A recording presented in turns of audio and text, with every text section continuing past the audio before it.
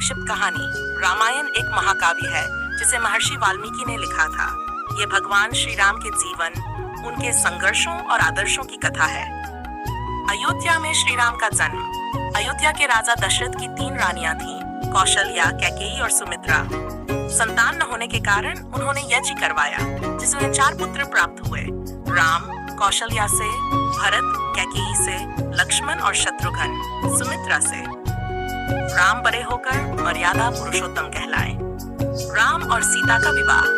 राम और उनके भाई ऋषि विश्वामित्र के साथ वन में राक्षसों का वध कर आश्रमों की रक्षा करते हैं। जनकपुर में राजा जनक की पुत्री सीता का स्वयंवर होता है, जिसमें शिवजी का धनुष तोड़ने वाले से सीता का विवाह तय होता है।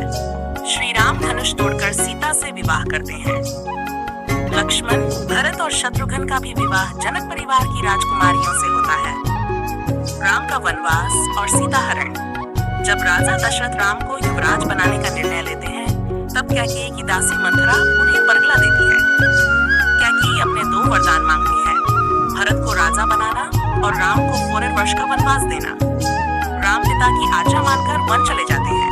सीता और लक्ष्मण भी उनके साथ जाते हैं।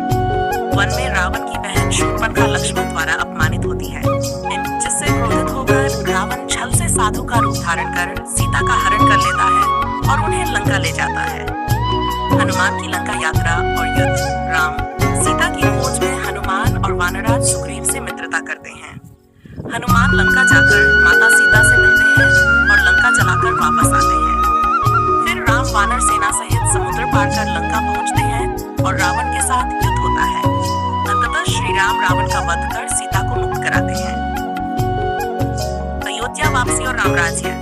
राम, सीता और लक्ष्मण अयोध्या लौटते हैं। श्री राम का राज्याभिषेक होता है और रामराज्य की स्थापना होती है। सीता का त्याग और श्री राम का अंत। कुछ समय बाद जनता के संदेह के कारण राम सीता को वन में छोड़ देते हैं, जहां वे महर्षि वाल्मीकि के आश्रम में शरण लेती हैं और वहां लव कुश का जन्म होता है। जब राम को सत्य ज्ञात होता है, तब वे सीता को वापस बुलाते हैं, लेकिन सीता धरती माता से प्रार्थना कर पाताल चली जाती हैं।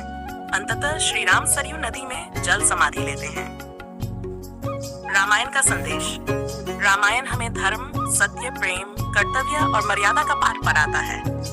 ये दर्शाता है कि हमें सदैव सत्य और धर्म के मार्ग पर चलना चाहिए, चाहे कितनी भी कठिनाइयां क्यों न आए।